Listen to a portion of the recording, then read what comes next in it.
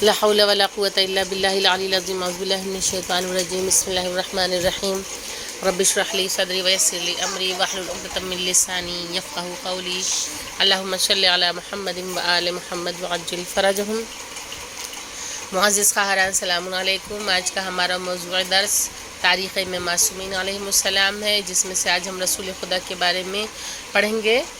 اور آج کا جو درس ہے یہ ہم اب تاریخ کا جو درس ہوگا وہ نقوش عصمت سے ہوگا، جو کہ ایک بہترین کتاب ہے کہ جس کے لکھنے والے علامہ جوادی تابسرا ہیں، اور یہ ہر ایک کے گھر میں پائی جاتی ہے، اور مدرسوں میں درس کا حصہ بھی یہ کتاب رہتی ہے. تو یہ ایک اچھی کتاب ہے، اگر نہ ہو تو آپ لوگ اس کو ضرور خریدیے گا. اور اس کے علاوہ باقی اگر جس کے پاس نہیں ہے تو یہ PDF جو ہے آپ لوگوں کو بھیجا جاتا ہے، آپ لوگ اسے دیکھیں اور اس کا مطالعہ کر کے اس کی آڈیو بنا کے آپ لوگ ہمیں واٹس ایپ یا ٹیلی گرام پہ بھیجیں. اور جب درس یوٹیوب پہ اپلوڈ ہوتا ہے تو آپ لوگ لائک اور شیئر کریں کہ جس کے ذریعے ہماری حوصلہ افزائی ہو سکے اور ہم آئندہ اس کو اور بہتر طریقے سے پیش کر سکیں. تو درس کا آغاز کرتے ہیں رسول خدا صلی اللہ علیہ وآلہ وسلم کی زندگی سے. تو اللہ تعالیٰ نے اپنے بندوں کی رہبری اور رہنمائی کے لیے 1,24,000 انبیاء بھیجے، جس میں 313 رسول اور باقی نبی تھے، اور رسولوں میں 5 اولو العزم تھے. ان تمام انبیاء و مرسلین پر اور ان کی عصمت و طہارت پر ایمان رکھنا ہر مسلمان پر ضروری ہے. انہی انبیاء و مرسلین میں ہمارے آخری نبی حضرت محمد مصطفیٰ صلی اللہ علیہ وآلہ وسلم ہیں، جنہیں اللہ تعالیٰ نے اپنے نور عظمت و جلال سے پیدا کیا. کہ 1,24,000 انبیاء پہ ایمان رکھنا یہ ہر مسلمان پہ واجب ہے، اس پہ فرض ہے. اور اسی سلسلے نبوت سے جو آخری کڑی ہیں کہ رسول خدا صلی اللہ علیہ وآلہ وسلم کہ جن کی عظمت پوری دنیا پہ آیا ہے، اور جسے پروردگار عالم نے اپنا حبیب کہا ہے، جسے طٰہٰ و یاسین کہا ہے، جسے مزمل کہہ کے پکارا ہے، اور جسے بشیر و نذیر بنا کے اللہ نے بھیجا ہے. تو یہ بہت ہی باعظمت رسول ہیں، اور جن کی اطاعت تمام امت اسلامیہ پہ واجب ہے کہ لوگ ان کی اطاعت کریں. تو عزیزان گرامی، رسول خدا صلی اللہ علیہ وآلہ وسلم کے بعد کوئی دوسرا نبی نہیں آیا اور نہ ہی کبھی آنے والا ہے. اگر کوئی نبوت کا دعویٰ کرتا ہے تو وہ جھوٹا ہے، وہ ملعون ہے، کیونکہ رسول خدا کے بعد نبوت کا سلسلہ جو ہے وہ ختم ہو گیا، وہیں پہ منقطع ہو گیا. اور اس کے بعد امامت کا سلسلہ شروع ہوا کہ مولا کائنات کو اپنا جانشین بنا، اور ان کے اولادوں سے امامت کا سلسلہ شروع ہوا.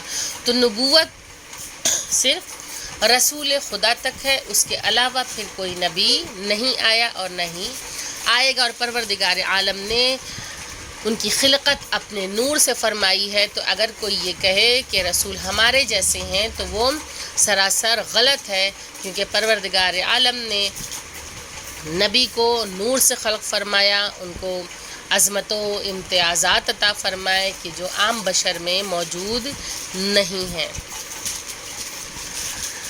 تو یہ رسول خدا کا انٹروڈکشن کہ پروردگار عالم نے انہیں نور سے خلق فرمایا. وہ نوری تھے، ان کے جسم کا سایہ نہیں تھا، کیونکہ عام انسانوں کا سایہ ہوتا ہے لیکن نور کا کوئی سایہ نہیں ہوتا. تو جب سراپا نور ہی ہو تو اس کا سایہ کہاں سے ہوگا. اور اولو العزم پیغمبر یہ ہیں حضرت نوح علیہ السلام، حضرت ابراہیم علیہ السلام، حضرت موسیٰ علیہ السلام، اور رسول خدا صلی اللہ علیہ وآلہ وسلم ہیں. جب آپ کی عمر مبارک 6 سال ہوئی تو آپ سایہ مادری سے محروم ہو گئے. تو بچپن میں ہی ماں کا سایہ سر سے اٹھ گیا. رسول خدا اپنی ماں کے سائے سے محروم ہو گئے. آپ کی والد گرامی جناب آمنہ بنت وہب تھیں. حضرت عبداللہ کی قبر کی زیارت کے لیے مدینے گئی تھیں. وہاں انہوں نے 1 ماہ قیام کیا. جب واپس آنے لگیں تو مقام ابوا میں انتقال فرما گئیں اور وہ وہیں دفن ہیں۔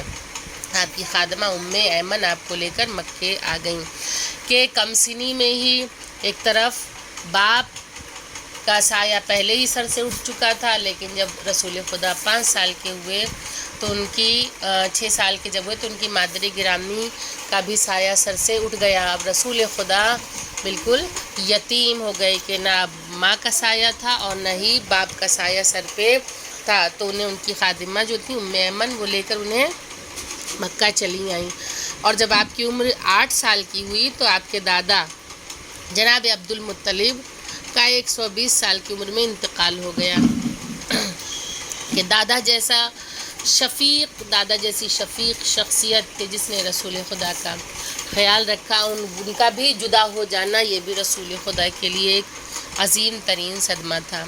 اور عبد المطلب کی وفات کے بعد آپ کے بڑے چچا حضرت ابو طالب اور آپ کی چچی جناب فاطمہ بنت اسد نے فرائض تربیت اپنے اوپر عائد کر لیے کہ جب والدہ کا بھی انتقال ہو گیا، دادا کا بھی انتقال ہو گیا، تو اب اس کے بعد جو آپ کے سب سے بڑے چچا تھے جناب ابو طالب اور چچی کہ جن کا نام فاطمہ بنت اسد تھا، ان لوگوں نے آپ کی پرورش کی اور اس قدر جان سے زیادہ عزیز رکھا کہ اپنی اولادوں کی بھی پرواہ نہیں کی کہ رات میں شب کے سناٹے میں یہ خوف تھا کہ کہیں لوگ آ کے رسول کو قتل نہ کر دیں۔ بعض اوقات اپنی اولادوں کو رسول کی جگہ سلا دیا کرتے تھے اور رسول خدا کو دوسری جگہ پہ سلا دیا کرتے تھے کہ پروردگار عالم ان کی جان کی حفاظت فرمائے۔ تو جناب ابو طالب وہ شخصیت ہیں کہ جنہوں نے اپنی زندگی رسول خدا کے لیے بالکل وقف کر دی تھی اور بہترین طریقے سے تربیت کے فرائض بھی انجام دیے کہ چچا ہونے کے باوجود نہ ہی کبھی باپ کی کمی محسوس ہونے دی اور نہ ہی جناب فاطمہ بنت اسد چچی ہونے کے باوجود کبھی ماں کی کمی کا احساس نہیں ہونے دیا۔ بہت ہی بہترین انداز میں تربیت کی اور رسول خدا کی پرورش کی اور اس شان سے تربیت کی کہ دنیا نے آپ کی ہمدردی اور خلوص کا لوہا مان لیا۔ آپ کی حکمت عملی سے خانہ کعبہ میں حجر اسود کو نصب کیا گیا کہ مورخین نے لکھا ہے کہ بعثت پیغمبر سے قبل قریش نے یہ فیصلہ کیا تھا کہ خانہ کعبہ منہدم کر کے اثر نو اس کی تعمیر کی جائے، کہ جب اعلان نبوت نہیں کیا تھا اور اس سے قبل یہ واقعہ پیش آیا کہ قریش نے یہ فیصلہ کیا کہ خانہ کعبہ کو ہم منہدم کر دیں گے، گرا دیں گے اور اس کی جگہ ہم اس کی نئی تعمیر کریں گے اور اسے اور زیادہ بلند کریں گے۔ چنانچہ اسے گرا کر اس کی تعمیر نو شروع کر دی گئی۔ پھر جب عمارت اس حد تک پہنچی کہ جہاں حجر اسود کو نصب کیا جاتا ہے تو اس کے نصب کرنے کا سوال پیدا ہوا تو قریش میں شدید اختلاف ہو گیا۔ یہ قبیلے آپس میں لڑنے لگے۔ ہر قبیلے کا سربراہ یہ چاہتا تھا کہ حجر اسود رکھنے کا شرف اسے ملے۔ بالآخر جد و جہد کے بعد یہ فیصلہ ہوا کہ کل جو سب سے پہلے داخل حرم ہو اسے حکم بنا کر اس جھگڑے کو ختم کیا جائے اور وہ حجر اسود کے نصب کے بارے میں جو فیصلہ دے دے اس کی پابندی کرنا ہر ایک پر ضروری ہے۔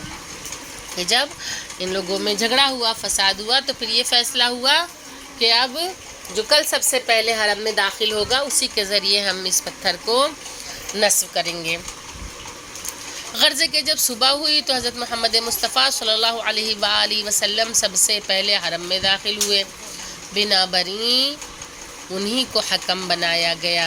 یہ مصلحت پروردگار تھی کہ ان کے حبیب کے علاوہ یہ شرف کسی اور کو حاصل نہ ہو۔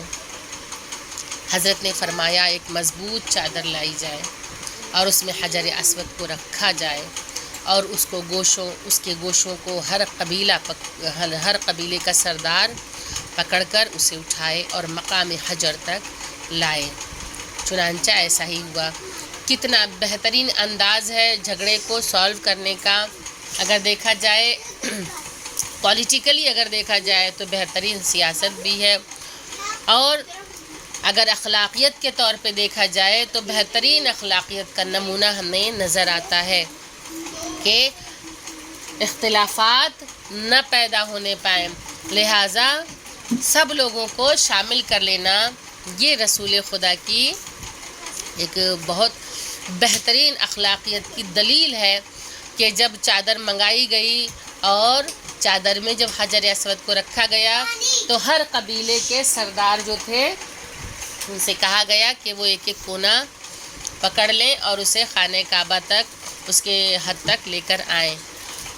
چنانچہ ایسا کیا گیا۔ پھر جب حجر اسود بیت اللہ کے قریب آ گیا تو حضور اکرم نے اسے اپنے ہاتھوں سے اٹھا کر اسے خانہ کعبہ میں نصب کر دیا ہے۔ حضور کی حکمت عملی سے فتنہ عظیم کا سد باب ہو گیا، کیونکہ وہ عرب کہ جو نسل در نسل دشمنیوں کو نبھاتے تھے، جو بات بات پہ تلواریں نکال کے قتل و غارت مچا دیتے تھے، اگر رسول خدا اس قدر حکمت سے بھرا ہوا فیصلہ نہ کرتے، یہ حکمت عملی نہ اختیار کرتے تو یہ فتنہ بہت بڑا ہو جاتا۔ تو اس عظیم فتنے کو کا حل جو تھا وہ رسول خدا نے بہت ہی بہترین انداز میں نکالا۔ دعوت ذو العشیرہ اور اعلان رسالت و وزارت۔ بعثت کے 3 سال تک نہایت رازداری اور پوشیدگی سے فرائض کی ادائیگی فرمائی۔ اس کے بعد جب یہ آیت نازل ہوئی وَأَنذِرْ عَشِيرَتَكَ الْأَقْرَبِينَ 214 سورۃ الشعراء، اس وقت حضور اکرم نے بموجب حکم خدا دعوت کا سلسلہ شروع کیا اور آپ نے حضرت علی سے فرمایا کہ کھانے کا انتظام کرو اور لوگوں کو دعوت دو۔ لوگوں کو کھانا کھلانے کے بعد یہ رسول اللہ نے کچھ کہنا چاہا تو ابو لہب نے لوگوں کو بہکایا کہ محمد جادوگر ہیں، تم لوگوں نے دیکھا نہیں کہ تھوڑے سے کھانے کو کتنا زیادہ کر دیا؟ کہ اس خیر و برکت کو دیکھ کر جو جاہل تھا، ابو لہب تھا، اس نے سوال اٹھایا کہ یہ تو جادوگر ہیں اور تم لوگوں نے ان کے جادو کو دیکھا نہیں کہ کھانا تو بہت تھوڑا تھا اور قبیلہ تو اتنا بڑا ہے، دعوت میں آنے والے لوگ تو اتنے سارے ہیں، اتنے بڑے ہجوم کو اس تھوڑے سے کھانے میں کیسے کھلا لیا؟ اس کی بات کو مت سنو۔ لوگ یہ سن کر چلے گئے اور ایسا دوسرے دن بھی ہوا، پھر تیسرے دن بھی دعوت کی گئی کہ لوگ آتے تھے، کھاتے تھے، ابو لہب شوشہ چھوڑتا تھا اور لوگ چلے جاتے تھے۔ اب تیسرا دن جب آیا تو اسی طرح سے دعوت کی گئی اور کھانے کے بعد جب نبی اللہ کچھ کہنا چاہتے تھے تو ابو لہب نے پھر کوشش کی تو ابو طالب نے ڈانٹ کر کہا کہ جو کچھ میرا بھتیجا کہنا چاہتا ہے اسے سنو۔ کہ ابو طالب کا اتنا رعب و دبدبہ تھا کہ سب کے سب خاموش ہو گئے اور یہ کہہ کر مجمع کو روکا۔ رسول خدا نے مجمع سے خطاب کیا، مجھے اللہ نے رسول بنایا ہے، تم میں سے کون ہے جو میرے کاموں میں مدد کرے؟ اور جو میرے کاموں میں مدد کرے گا وہ میرا وسیع جانشین و خلیفہ ہوگا۔ اس وقت جب سب موجود تھے اس میں سے صرف اور صرف حضرت علی نے فرمایا کہ یا رسول اللہ میں وعدہ کرتا ہوں کہ آپ کی مدد کروں گا۔ اس وقت رسول خدا نے فرمایا کہ اے لوگو، یہ میرا بھائی ہے، یہ میرا وسیع ہے، یہ میرا جانشین ہے اور یہ میرا خلیفہ ہے۔ کہ مولا کائنات کی عمر مبارک صرف 13 سال کی تھی اور جب رسول خدا نے اعلان نبوت کیا ہے، یعنی بعثت کے 3 سال بعد کہ جب مبعوث برسالت ہوئے ہیں، اس کے 3 سال کے بعد جب حکم خداوندی سے دعوت کا انتظام کیا گیا، مجمع کو جمع کیا گیا، اسے کھلایا گیا اور اس کے بعد جب اعلان ہوا تو مجمع میں کسی میں یہ طاقت یہ قوت نہیں تھی کہ وہ اٹھ کے کہہ دیتا کہ یا رسول اللہ میں آپ کو اللہ کا رسول مانتا ہوں اور میں آپ کی مدد کروں گا، سوائے مولا کائنات کے کہ کم سنی کا عالم ہے، لیکن مولا کائنات اس کم سنی میں بھی جس طریقے سے رسول کی آواز پہ لبیک کہتے ہوئے نظر آتے ہیں اور رسول خدا نے بھی انہیں اپنا جانشین اور خلیفہ مقرر کیا۔ یہ فیصلہ روز دعوت ذو العشیرہ ہی طے پا گیا تھا۔ آپ کی حدیث مبارکہ حضرت رسول خدا نے ارشاد فرمایا کہ تم سب بیمار کی طرح ہو اور اللہ تعالیٰ طبیب کی طرح ہے۔ بس مریض کی صلاح اسی میں ہے کہ جسے طبیب جانتا ہے اور اس کے لیے دستور دیتا ہے. مریض کی صلاح اس میں نہیں کہ جسے مریض چاہتا ہے اور جو کرتا ہے، لہٰذا خدا کے احکام کی پابندی کرو تاکہ کامیاب رہو. کہ پروردگار عالم ایک طبیب کی مانند ہے کہ اور انسان جو ہے، یہ بشریت جو ہے، یہ مریض کی مانند ہے. اور پروردگار عالم وہ طبیب ہے کہ کبھی ایسی دوا سجیسٹ نہیں کرے گا کہ جس کے ذریعے مریض کو نقصان پہنچے. پروردگار عالم کے احکامات پہ عمل کرنا، اس کے بھیجے ہوئے جو قوانین ہے، اس کے بتائے ہوئے جو قوانین ہیں، اس پہ عمل کرنا انسان کے لیے دنیا و آخرت کی کامیابی اور سعادت مندی ہے. اور اس پہ احکام خداوندی پہ عمل کرنا، اس کی پابندی کرنا ہی انسان کے لیے فلاح و بہبود کا ذریعہ ہے کہ جس کے ذریعے وہ دنیا اور آخرت میں کامیاب ہو سکتا ہے. ذہنی، جسمانی، روحانی تمام تر امراض کی دوا کیا ہے؟ احکام خداوندی کی پابندی. رسول خدا صلی اللہ علیہ وآلہ وسلم نے ارشاد فرمایا کہ جو اس عالم میں صبح کرے کہ مسلمانوں کے امور کی فکر کا اہتمام نہ کرے وہ مسلمان نہیں. کہ ایک مسلمان بھائی کو دوسرے مسلمان بھائی کا خیال رکھنا ضروری ہے کہ ایک کا دوسرے پر حق ہے، اور اگر کوئی اس کی فکر نہ کرے تو کہا کہ وہ مسلمان نہیں ہے. اسی طرح جو مسلمانوں کی مدد کے لیے، مسلمانوں کو مدد کے لیے پکار رہا ہو، جو بھی اس کی آواز پر لبیک نہ کہے وہ بھی مسلمان نہیں ہے. کہ جب آواز دی جائے، تمام مسلمانوں کو آمادہ کیا جائے تو اس کی آواز پہ لبیک کہہ کر اٹھ کھڑے ہوں اس کی مدد کے لیے. کہ جب بھی رسول خدا آواز دیں، جہاد کا حکم دیں تو مسلمان کھڑے ہو جائیں آواز رسول پہ لبیک کہہ کر، اور یقین و اعتماد خداوندی کے ساتھ کہ پروردگار پہ یقین و اعتماد رکھ کر اپنے قدم کو اس کی راہ میں آگے بڑھائیں. رسول خدا نے ارشاد فرمایا کہ جب میری امت میں بدعتیں پھوٹ پڑیں تو عالم کی ذمہ داری ہے کہ وہ اپنے کو ظاہر کرے، اور جو ایسا نہ کرے اس پر اللہ کی لعنت. کہ اگر کسی قسم کی بدعت کو امت میں دیکھ رہا ہو اور عالم خاموش رہ جائے تو اللہ کی اس پر لعنت ہے، بلکہ ان بدعتوں کو دور کرنے کا اسباب پیدا کرے کہ جس کے ذریعے انہیں مٹایا جا سکے، لوگوں کی اصلاح کرے. اگر کوئی عالم ایسا نہیں کرتا ہے تو اس نے ظلم کیا ہے اور خدا کی اس پہ لعنت دی ہے. رسول خدا نے ارشاد فرمایا کہ سب سے بدترین وہ شخص ہے جو اپنی آخرت اپنی دنیا کے لیے بیچ دے. یعنی کہ دنیا کی نعمتوں میں، اس کی رونقوں میں اس قدر غرق ہو جائے کہ اپنی آخرت کو بھلا دے اور اپنے دین و ایمان کا سودا کر لے. تو اس کے لیے کیا فرمائے کہ وہ بدترین شخص ہے. اور اس سے بھی بدتر وہ ہے جو اپنی دنیا جو اپنی آخرت دوسرے کی دنیا کے لیے بیچ دے.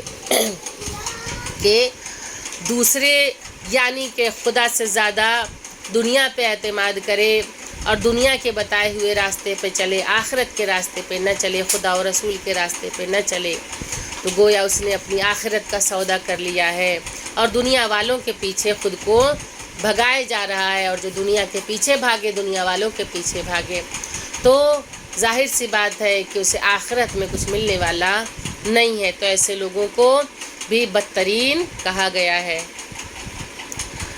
رسول خدا نے ارشاد فرمایا کہ میری امت پر ایسا زمانہ آئے گا جب علماء کی پہچان اچھا لباس ہوگی. کہ جو بہترین لباس پہن کے آئے گا وہ عالم ہوگا. قرآن کی پہچان خوش الحافظ سے ہوگی کہ صرف اور صرف قرآن کو لہن میں پڑھا جائے گا لیکن اس کے معنی و مطالب کو نہیں سمجھا جائے گا.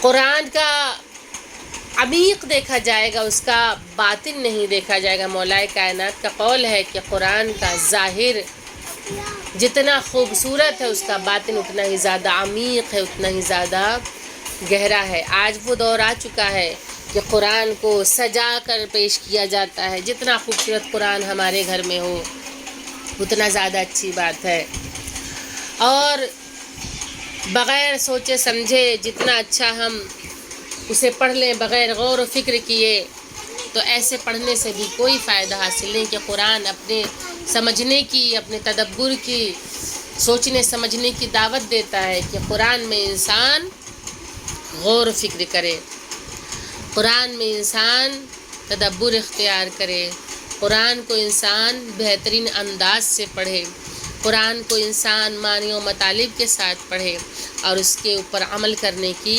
کوشش کرے۔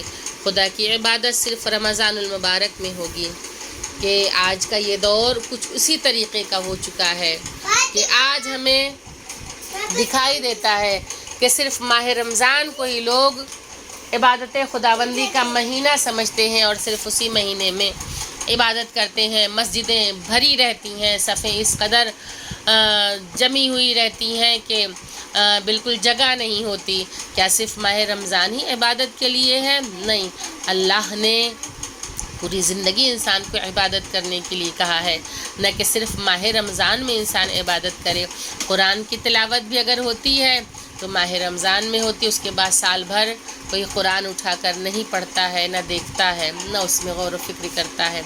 تو صرف رمضان سے عبادت منسوب نہیں ہے، بلکہ عبادت انسان کے رات اور دن ہر چیز سے منسلک ہے۔ عبادت ہر مہینے میں، نہ کہ صرف رمضان میں کرنا ہے، عبادت پوری زندگی کرنا ہے، نہ کہ صرف ایک ہی مہینے کو ہم پکڑ کے بیٹھ جائیں۔ اور اللہ نے تو مقصد خلقت بھی ہمیں بتا دیا ہے کہ اس کی عبادت ہی ہمیں کرتے رہنا ہے۔ اور جب ایسا زمانہ آئے گا تو اللہ تعالیٰ میری امت پر ایسے بادشاہ کو مسلط کر دے گا جس کے پاس نہ علم ہوگا، نہ علم ہوگا، نہ رحم ہوگا۔ اب آج کل کا دور ہمیں نظر آ رہا ہے، بالکل ہم کرنٹلی اگر اپنے معاشرے پہ غور کریں، اپنی سوسائٹی پہ غور کریں، اپنے ملک پہ غور کریں تو رسول خدا کی یہ حدیث سچی ہوتی ہوئی محسوس ہوتی ہے۔ رسول خدا نے کیا فرمایا؟ میری امت میں ایسا زمانہ آئے گا جب علماء کی پہچان اچھے لباس سے ہوگی، تو آج آپ دیکھ لیجئے وہ بھی نظر آتا ہے۔ قرآن کے متعلق جو رسول خدا نے ارشاد فرمایا وہ بھی ہمیں نظر آتا ہے۔ عبادت کے متعلق جو رسول خدا نے ارشاد فرمایا وہ بھی نظر آتا ہے۔ جب یہ تینوں چیزیں جمع ہو جائیں تو اللہ ایک ظالم بادشاہ مسلط کر دیتا ہے۔ آج جو کچھ ہم فیس کر رہے ہیں، جتنی پرابلمس آج ہم دیکھ رہے ہیں، وہ کیا ہے؟ وہ بالکل ہمیں رسول خدا کا قول بالکل سچا محسوس ہوتا ہے کہ رسول خدا نے جیسا ارشاد فرمایا تھا وہ 1400 سال پہلے کہا تھا، لیکن ہر زمانے میں اس کی حقیقت سے لوگ اپنا رخ نہیں موڑ سکتے ہیں۔ آج ہم اس قدر پریشان ہیں اور ایسے سلاطین ہم پر مسلط ہیں کہ جن کے پاس نہ تو علم ہے، نہ تو علم ہے، نہ تو رحم ہے، کہ کسی کو بھی مار دو، کسی کو بھی کاٹ دو، جس کے اوپر جو چاہے الزام لگا دو اور اپنے مفاد کے اعتبار سے فیصلے کرو اور اپنی رعایا کو چلاؤ۔ تو یہ ساری چیزیں ہمیں آج نمایاں طور پہ نظر آ رہی ہیں۔ یہ رہا رسول خدا کی زندگی سے متعلق درس کہ جو آپ لوگوں کو ابھی بتایا گیا ہے۔ آپ لوگوں سے یہ امید ہے کہ جو آپ لوگوں کو PDF بھیجا گیا ہے اس کا آپ لوگ بغور مطالعہ کریں گے، اس کی آڈیو بنا کے آپ لوگ ہمیں ضرور بھیجیں گی۔ وآخر الدعوانا الحمدللہ رب العالمین، اللہم صلی علی محمد وآل محمد وعجل فرجہم۔ سلام